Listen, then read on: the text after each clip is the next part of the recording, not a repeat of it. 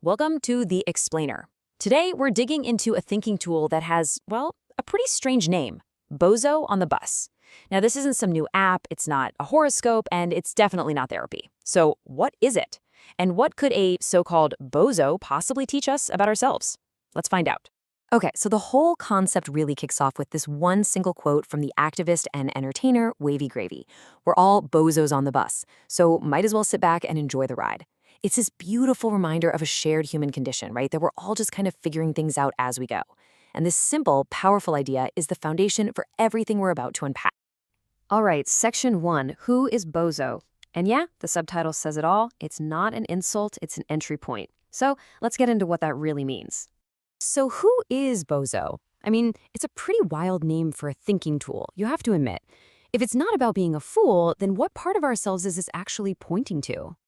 And boom, here's the core definition. Bozo isn't about being dumb or silly. It's about that part of us that's just unexamined. You know, the version of you that's running on autopilot, just assuming someone else is driving your life. It's that feeling of just going along for the ride. The whole point is just to notice, oh yeah, that part of me exists. Okay, on to our second point. This is a big one. The tool is a mirror, not a map. It's all about understanding what this thing is and, maybe more importantly, what it isn't. Yeah, and this chart lays it out so clearly. Let's be real about what Bozo on the Bus is not. It's not therapy, because the creator isn't a qualified therapist. It's not astrology, even though it uses something called cosmic timing, it's not going to predict your fortune. It's definitely not self-help. So you're not getting any of that. You've got this energy here, and it's not predictive. It won't tell you what's going to happen next. And there are basically two ways you can use this tool. You've got the Oracle, which is free. You get a quote that's matched to your day, and then you do all the heavy lifting, all the interpretation.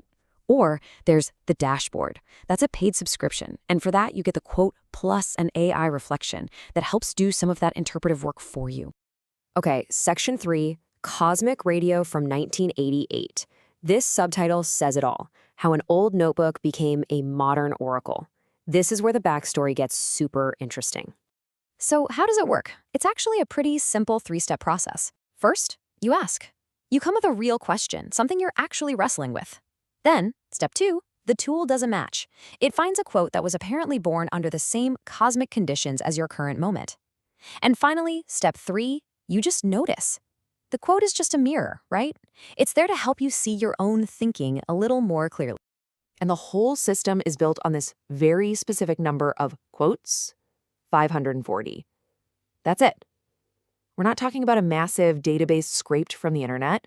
The entire wellspring for this thing is just 540 personal observations. And this is where those quotes come from. It's a pretty amazing story. Back in 1988, the creator, Charles Paul Jones, he starts writing these personal observations, 540 of them, just to stay oriented in his own life. He finishes the last one in June of 1989. Then, you flash forward to 2026. Jones is 75 now, and he uses AI to decode his own archives. And he discovers that these quotes seem to align with very specific cosmic conditions. Pretty wild, right? All right, section 4. Transmitter, not a receiver. This gets to the absolute core philosophy behind the whole system. This is a big one. So what is the real idea here? I mean, if it's not self-help and it's not exactly astrology, what's the point?